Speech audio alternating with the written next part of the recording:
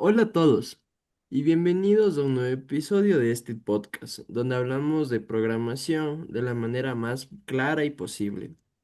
Hoy llegamos a un tema realmente esencial en la programación orientada a objetos, el polimorfismo. Mis compañeros son los mismos de siempre. Muy bien, este tema siempre lo escucho, pero quiero terminar de comprenderlo completamente. El polimorfismo es uno de mis temas favoritos porque hace el código súper flexible. Hola a todos y estoy encantado como siempre de hablar sobre el polimorfismo.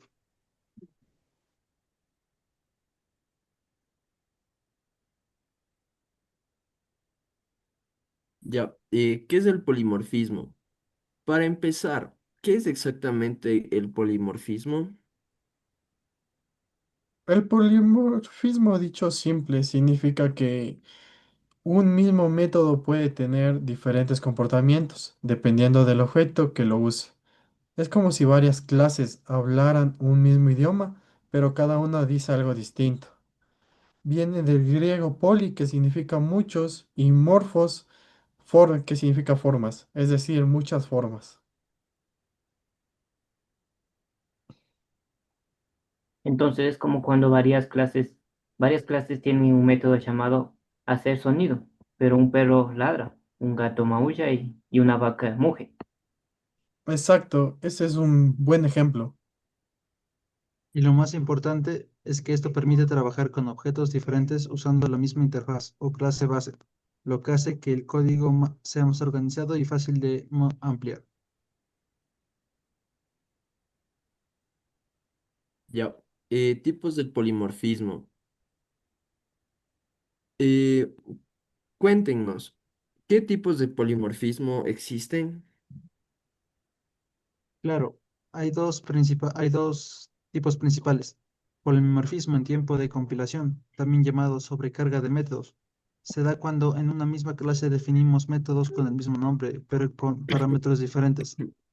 Polimorfismo, polimorfismo en tiempo de ejecución, también llamado sobreescritura, ocurre cuando una clase hija reemplaza un método de la clase padre para darle a su propio comportamiento. ¿Y en qué más se usa en Po? Es el tiempo de ejecución, ¿verdad? Exactamente. Ese es el que permite tratar a muchos objetos de manera uniforme, aunque sean diferentes. Vamos a hacer un ejemplo práctico. ¿Pueden darnos un ejemplo práctico que use polimorfismo? Por supuesto, pensemos en una clase base que se va a llamar llamada figura, que tiene un método calcular área. Luego tenemos clases hijas como círculo, cuadrado y triángulo. Cada uno implementa el método calcular área, pero lo cual de forma diferente. Entonces, si tienes una lista de figuras, puedes recorrerla y llamarla al método. Y cada figura devuelve su propia área sin necesidad de preguntar qué tipo es. Es verdad, es como si cada objeto supiera hacer su trabajo. Eso permite diseñar código muy escalable. Si mañana agregas la clase rectángulo, simplemente implementas el método y listo. No tienes que tocar el resto del código. Y la importancia del polimorfismo. Desde su perspectiva, ¿por qué el polimorfismo es tan importante en arquitectura? Bueno, porque facilita tres cosas esenciales. Flexibilidad. Permite cambiar implementaciones sin cambiar el código que las usa. Extensibilidad. Puedes agregar nuevas clases y modificar las existentes. Mantenibilidad. El código se vuelve más claro. No hay condiciones gigantes del tipo, si es perro, haz esto. Si es gato, haz esto. Además, ayuda a aplicar el principio de programación contra interfaces, no contra implementaciones, uno de los pilares del código limpio, del diseño limpio. Ya. Polimorfismo y clases abstractas e interfaces. ¿Se relaciona el polimorfismo con lo que vimos antes de clases abstractas e interfaces? Totalmente. Las interfaces definen métodos que luego son implementados por distintas clases y eso crea polimorfismo automáticamente.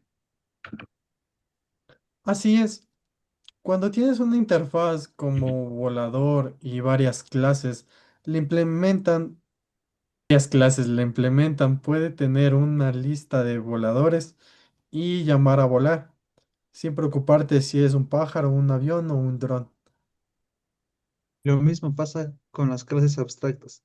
El método abstracto obliga a las clases hijas a implementar su propia versión. Uso en proyectos reales. ¿Dónde ven polimorfismo en los proyectos reales? En todas partes, por ejemplo, un servicio de pago. Puedes tener una clase base pago y clases como pago tarjeta, pago PayPal, pago cripto, todas tienen un método procedente de pago, pero cada una lo implementa distinto. En interfaces gráficas también. Los botones, los botones, textos y listas son componentes que comparten métodos comunes. Claro, en frameworks grandes como Spring o Angular, el polimorfismo lo es todo. Sin él, sería imposible manejar eventos, servicios o componentes de manera uniforme. Bueno, vamos cerrando. ¿Qué aprendieron hoy de polimorfismo? Que el polimorfismo permite que un mismo método se comporte de forma distinta según el objeto y que es clave para escribir un buen código. Y yo diría que el polimorfismo es el alma del diseño orientado a objetos. Sin él, el código se vuelve rígido. Y que gracias al polimorfismo podemos diseñar sistemas más escalables, fáciles de mantener y abiertos a cambios. Perfecto. Y con eso terminamos este episodio de Código en Vivo. Gracias por escucharnos y vernos. Les vemos en el próximo capítulo. Hola, bienvenidos a este podcast. Hoy veremos un tema muy moderno y útil en lenguajes de programación, las funciones lambda. Para hablar de esto están mis compañeros y les van a presentar sobre un inicio de las funciones lambda. Muy bien, confieso que las lambdas me parecieron un concepto avanzado, pero cuando las entendí mejor me resultaron súper prácticas. Listo, para explicar este tema, las lambdas cambiaron la forma en la que escribimos código, sobre todo en Java y Python. Hola a todos, encantado como siempre. Este tema es clave en arquitectura funcional y programación moderna. Listo, ¿qué es una función lambda? Empecemos con lo básico. ¿Qué es exactamente una función lambda? Una función lambda es una función anónima, es decir, una función sin nombre. Se usa para realizar acciones rápidas sin tener que escribir métodos completos. Son pequeñas, concisas y se pasan como argumentos a otras funciones o métodos. Entonces es como una mini función que no necesita una estructura completa como el public void, ¿verdad? Exacto. Es una forma abreviada de escribir funciones, especialmente cuando solo las usas una vez. Y agregaría que las lambdas permiten escribir código más funcional, más limpio y con menos líneas, particularmente útil en programación orientada a eventos o procesamiento de colecciones. Algo que muchos se preguntan, ¿por qué se llama funciones lambda? Bueno, porque vienen del cálculo lambda, una teoría matemática creada en 1930 por Alonso George. Este cálculo usaba la letra griega lambda, que representa funciones anónimas. Hoy en programación seguimos usando este concepto para referirnos a funciones sin nombre o pasadas como valores. No sabía del origen de lambda, pensaba que solo era solo un símbolo matemático. ¿Qué pueden darnos? un ejemplo típico de una lambda, por ejemplo, en Java. Claro, en Java un lambda se escribiría así, como parámetro, guión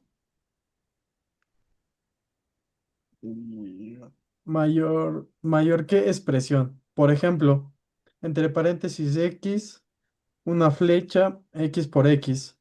Esa lambda recibe un número y devuelve su cuadrado. Pero también puede tener varias líneas, ¿no?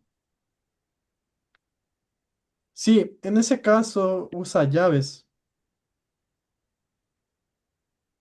Un ejemplo sería entre paréntesis x, y, flecha, eh, corchetes, in suma igual a x más y, punto y coma, return, suma, punto y coma, cierro, corchetes.